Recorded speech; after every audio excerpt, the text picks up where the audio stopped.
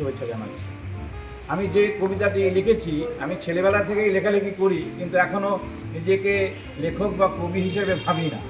সেই জন্য আমার কবিতার নাম অকবির না কবিতা। সবাই তো আর কবি হয় না, হয় কেউ কেউ কবি। আমার মতো লেখেন যারা, তারা হলেন অকবি। আকাশ ভরা সূর্য তারা কিংবা চাঁদের বুড়ি, তাদের নিয়ে পাতা ভরে আমিও লিখতে পারি। লিখতে বসে ভাবি যখন আঁকবো কিসের ছবি, চেয়ে দেখি অগ্রজেরা লিখে গেছেন সবই। ঘুরিয়ে পেঁচিয়ে একই বিষয় অন্যভাবে বলা, নূতন বিষয় পাই না খুঁজে, থাকলো সে পথ চলা। এই যে মোদের বিশ্বকবির লেখায় খুঁজে পাই না খুঁজে এমন বিষয় তিনি লেখেন নাই। নূতন করে লিখব কি আর, সব লিখেছেন তিনি। তারপরেতেও অনেক লেখক আছেন জ্ঞানী গুণী।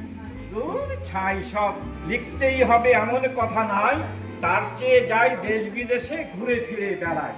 ঝোলা কাঁধে ক্যামেরা হাতে বেরিয়ে পড়া যাক, বন জঙ্গল পাহাড় নদী লেন্সে ধরা থাক।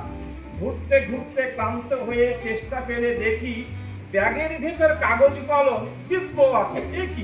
কি মুশকিল, কি জ্বালা! আমি কবি হতে চাই না, লিখতে বসে নতুন কিছু বিষয় খুঁজে পাই না। তার চেয়ে এই কাগজ দিয়ে নৌকা ভাষায় জলে, নদীর জলে ঢেউয়ের তালে চলবে হেলে দুলে।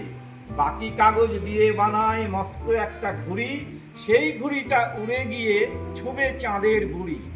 একদিন চিরতরে যাব চলে অকবিদের দেশে, মেঘের কোলে থাকবো শুয়ে, থাকবো ঘুমের আবেশে।